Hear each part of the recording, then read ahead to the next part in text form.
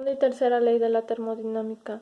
Entropía. La palabra entropía significa evolución o transformación.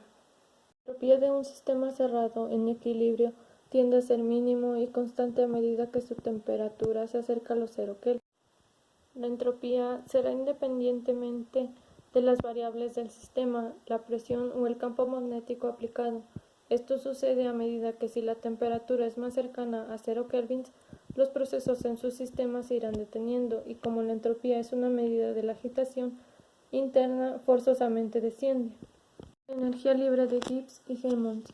La energía libre de Gibbs es un potencial termodinámico definido como la diferencia de la entalpía H menos el producto de la temperatura T por la entropía S del sistema. En este caso, su fórmula se lee como G igual a H menos TS. La energía libre de Gibbs se mide en joules de acuerdo a su sistema internacional, energios por el sistema sexagesimal de unidades, en calorías o en electronvoltios para electrovoltios. Estos factores se contrarrestan, pero solo cuando la energía libre de Gibbs decrece, la reacción se produce espontáneamente. En este caso, si la variación de Gibbs es negativa, el proceso es espontáneo. Cuando la función de Gibbs alcanza su mínimo, el sistema alcanza un estado de equilibrio estable. Mientras que la energía libre de Helmholtz es un potencial termodinámico que mide el trabajo útil de un sistema cerrado en condiciones de temperatura y volumen constante. En este caso, la energía libre de Helmholtz se denota como F y se define como la diferencia de la energía interna U menos el producto de la temperatura T por la entropía S.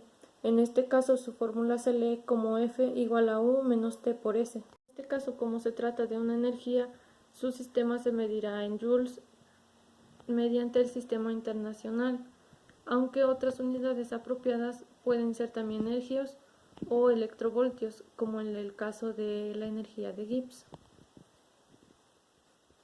Máquinas térmicas. Una máquina térmica es un dispositivo que trabaja de forma cíclica o forma continua para producir trabajo mientras se le da y cede calor. Aprovecha las expansiones de un gas que sufre transformaciones de presión, volumen y temperatura en el interior de dicha máquina. El funcionamiento de algunas máquinas y su ciclo termodinámico que sigue el gas en su interior es: el gas que involucra en el interior de la máquina es ideal. 2. Aunque suele entrar y salir de la máquina, se analiza un volumen fijo, como si fuera siempre el mismo gas, el que se calienta, se enfría, recibe o realiza su trabajo. 3. Las combustiones se consideran como aportes de calor desde una fuente a temperatura elevada y la expulsión de los gases quemados con la pérdida de calor. Por eso se supone que se considera enfriar el volumen fijo. Los procesos que sufre el gas son ciclos. Al final de cada ciclo coincide con el estado inicial del gas.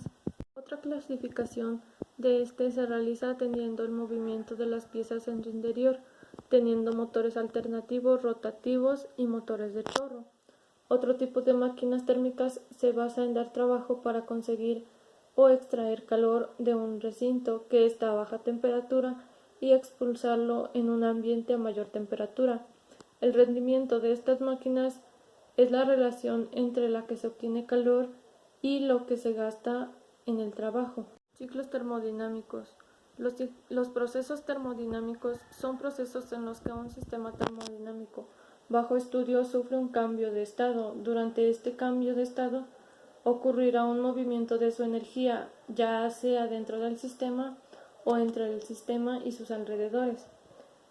Esta es la razón por la que se denominan procesos termodinámicos, ya que termo se refiere al calor o la energía y dinámico se refiere a su movimiento. Esto quiere decir el movimiento de su energía.